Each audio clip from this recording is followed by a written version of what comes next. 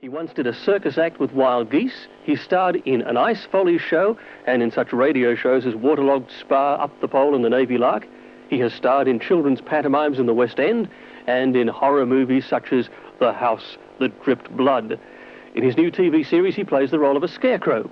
He is the amazingly versatile Jon Pertwee, perhaps best known to Australians as an earlier Doctor Who.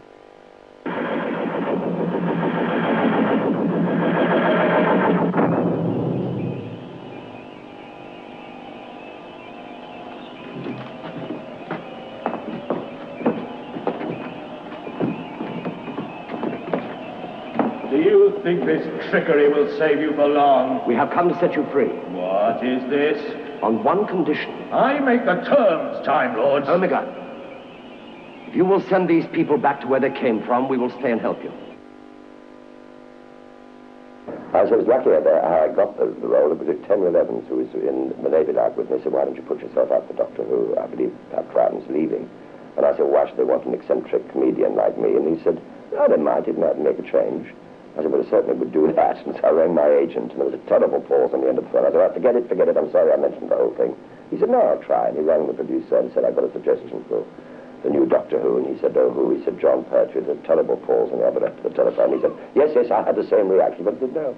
May I read you my short list? He said, if you must. He read him one name, and the second name was mine. I had been there for 2 years. Has your talent for mimicry, this remarkable ability you have to do so many different voices, ever got you into trouble? Well, David Jacobs and I used to play a game during the war, which was, he would go to a ticket collector with a big chew, and he said, and I said, what, Mike? And he says, and he'd go on like this, you see. And he said, oh, I'm sorry, I don't understand. And I'd come up and say, excuse me, can I be of any assistance? And he said, yes, sir, one word you don't, we should have caught me down this guy's lingo. See, so the two of us again. And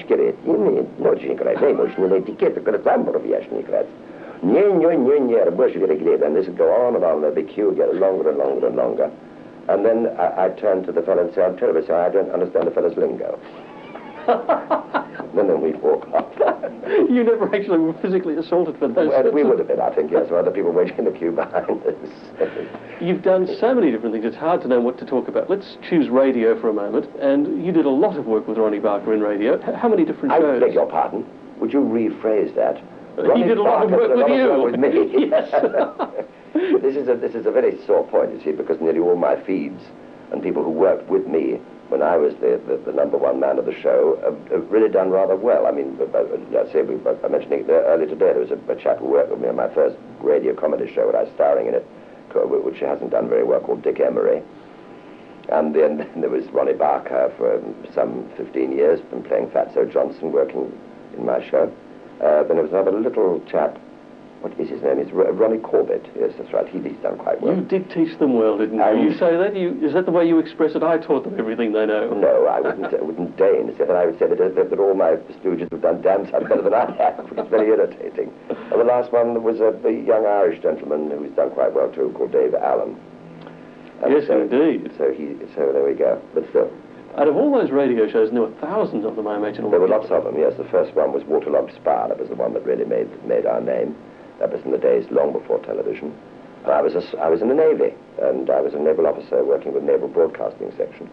And one of my bosses said, I'd like you to go down to the Criterion Theatre, where I understand that certain Lieutenant Barker is being rather rude about my lords of the Admiralty. So just go down there and find out what it's all about. So I said, yes, sir. So I went down to the Criterion Theatre, and Eric Barker was there with his wife, Pearl Hackney. They were all in the Wrens, and Navy, and petty officers and chief petty officers. And he said, where's Lieutenant Nelson Burton, who's a famous television director now? They said, oh, he's not here today. He said, oh, my God, what are we going to do? Who's going to do the shouting out from the audience? So I said, I will. And he said, well, who are you? And I said, I'm a spy, sent from Naval Intelligence Division to check up on you being rude about my lords of the Admiralty. He said, oh, dear. Well, I'd rather have an actor. And I said, I am an actor.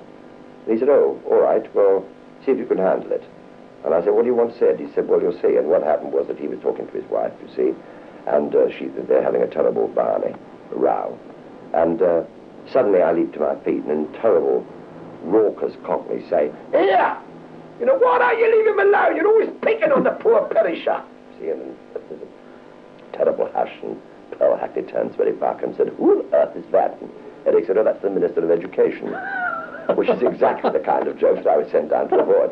So I made a deal with Eric. I said, well, okay, I won't mention that joke if you won't mention it, and, could I come back next week? He said, you definitely can, and I was with him then forever. John's new show is Wurzel Gummidge, in which he stars as a scarecrow to a weekly audience in Britain of 14 million viewers. And the series will be on ABC television early next year.